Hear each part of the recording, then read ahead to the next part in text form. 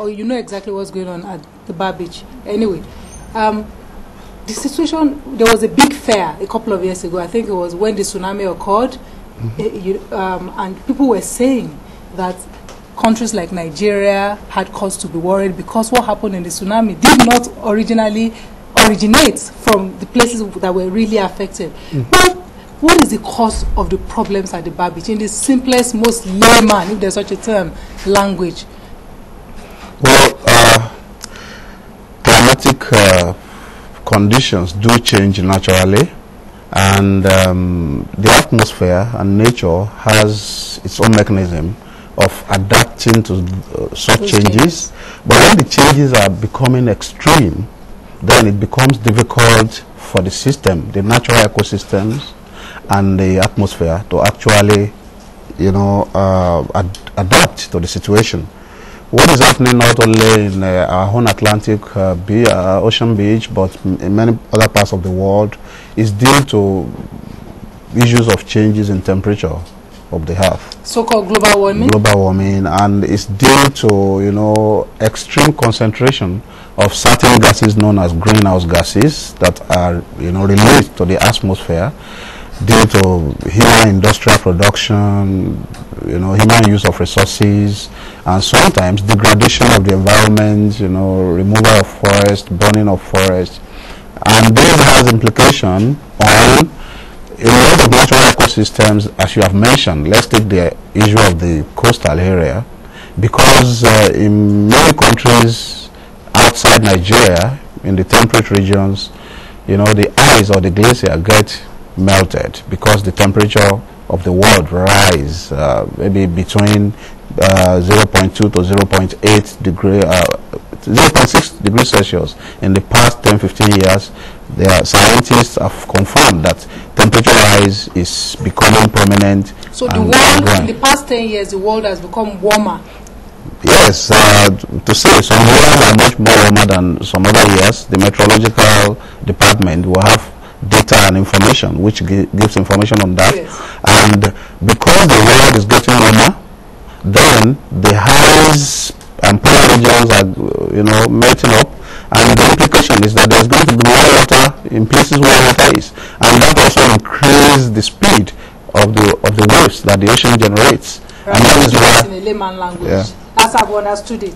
Now, okay, we know for primary school geography, there's of course all the glaciers, the extreme part of the world, in the north of the world. Now, because of all these industrial activities, all the factories that are spraying off all kinds of gases, and because we're also cutting the forest, so there's no counterbalancing gases coming from the natural forest. So these gases are rising up, and what they're doing is warming up the air more. Because the air is warming, the ice is melting. As the ice is melting, plenty water. Where is the water going to go to? Naturally, it should flow into the oceans. But because also we said with the clean land, I don't know, this sounds like we are taking land, so there's this water, the water has to go somewhere. And what's happening is what we are seeing. Water is coming into places that people are settled into, and it's coming because now there's a smaller space for it to work, so the waves are larger.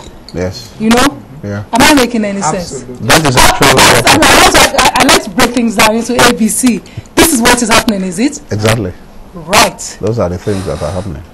And it's not only to coastal areas, it affects because the temperature is rising, there is more warmth. So those places that are dry before becomes drier.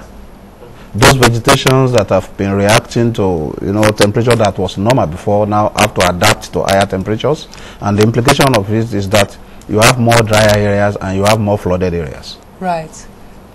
In fact, the Bar Beach we see, we should note that the Bar Beach we see is just part of the Atlantic Ocean. And the Atlantic Ocean spreads across. And so what is actually happening is that we are suffering from a global change. We are not the only ones. And so because of that, it's going to be very specific. The Bar Beach is a very specific activity. It should show us that, look, we are not alone. And whatever happens outside Nigeria or any part of the world will affect us. So we should stop looking at global warming and all this talk about environmental conservation as Oyibo people's problem. It's actually our problem. Absolutely. That's what you're saying. Absolutely. It's not Oyibo man's problem. Yes, and human problem. Human Chinese, Nigerians, Americans, everybody in the world. But they are not as guilty as they are, because, I mean, if you're talking about gas, if you're talking about industrial activities, for example, how many factories we get?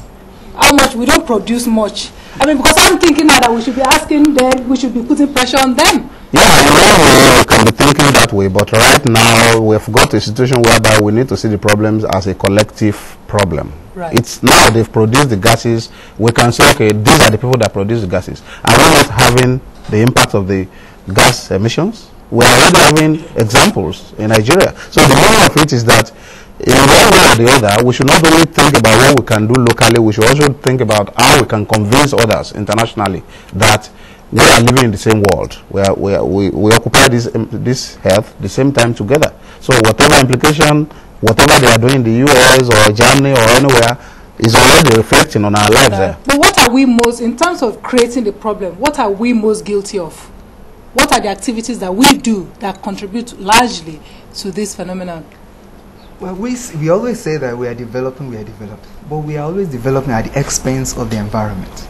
A lot of people believe that it's only those who are poor that pollute the environment or that damages the environment, but it is really not so, totally. How do people who are poor damage the environment? A lot of people have that idea. That is a kind of a theoretical argument. That look, is this poor? Because even right from the colonial times, what you have is that they believe that people who farm misuse land. The colonialists believe that they misuse land, and so they must be brought to control. And so because of that, even today, presently, we have people that say it's only the poor that are capable of degrading the environment. It's only the poor that is capable of going on the street and throwing things on the road. That people have that the poor man is not capable of good things. And because of that, he is more able to degrade the environment than the rich man, who nobody will see that he's building his houses without any recourse to planting trees, for instance. Isn't it our culture not to plant trees? It is our culture. I won't say it was our culture not to plant trees. Yes. If you go to our rural areas, you will know that we have the culture of planting trees. It is, I will tell Mr. Baker's line by saying that our cities, where most of the affluence, the so-called middle class and the higher class people lives, is where much of the problems of, emission, using things that are special. Go on various roads, you see one person in about 1,000 cars following each other, releasing all those carbon monoxide and carbon dioxide that we are talking about. My great-grandfather walks for about 2 kilometers to his farm and come back with his bicycle or with his leg, and he has trees planted in his house. And you go to an average home in Akwa Ibom or the East, you have houses built with trees between them. In some communities, even in the southwest, they have what they call lokotosi, where they go to farm very close to the house, so they don't destroy the forest around them. Where is the farm in Lagos? Where is the farm in Abuja? Where is the farm? So we build all these cities without green belts. We don't have where our children will see anything, and people don't even think about improving the greenery anywhere.